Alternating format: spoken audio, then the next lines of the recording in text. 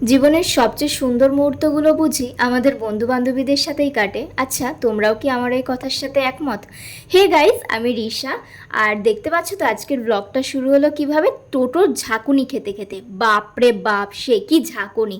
তো যাই হোক, কোথায় এসেছি তোমরা তো দেখতেই পাচ্ছ।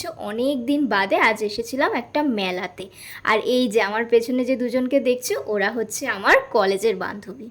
তো চলে এসেছিলাম হচ্ছে মেলাতে। আর যখন আমরা মেলাতে এসছিলাম তখন দেখতে পাচ্ছ মেলাটা ছিল হচ্ছে পুরো ফাঁকা। আর বারবার আমরা মেলায় ঘুরতে ঘুরতে না একটা পুতুলের দোকানের সামনে গিয়ে দাঁড়াচ্ছিলাম। আর আমার না পুতুল কিনতে খুব ভাল লাগে, মানে ঘরে পুতুল সাজিয়ে রাখবো, এই জিনিসটা কিন্তু আমার খুবই ভাল লাগে।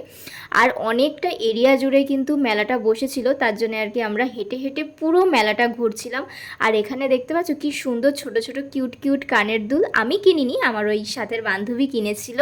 আর এই যে দেখতে পাচ্ছ ফোন চার্জ, এইটা আমি কিনেছিলাম।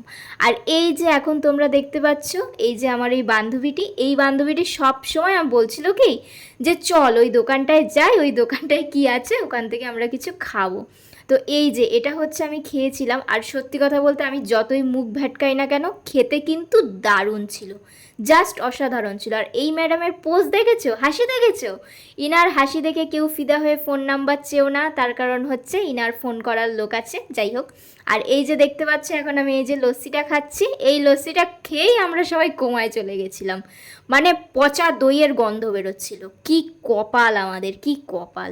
যাই হোক, ওই খারাপ লস্যি খেয়ে তারপর হচ্ছে আমরা মেলা থেকে বেরিয়ে যাচ্ছিলাম। আর যত রাত বাড়ছিল মেলায় কিন্তু তত ভিড়ও বাড়ছিল। এই মন্দিরটা দেখে তোমরা কি কেউ বুঝতে পারছো যে আমি কোথাকার মেলায় এসেছিলাম?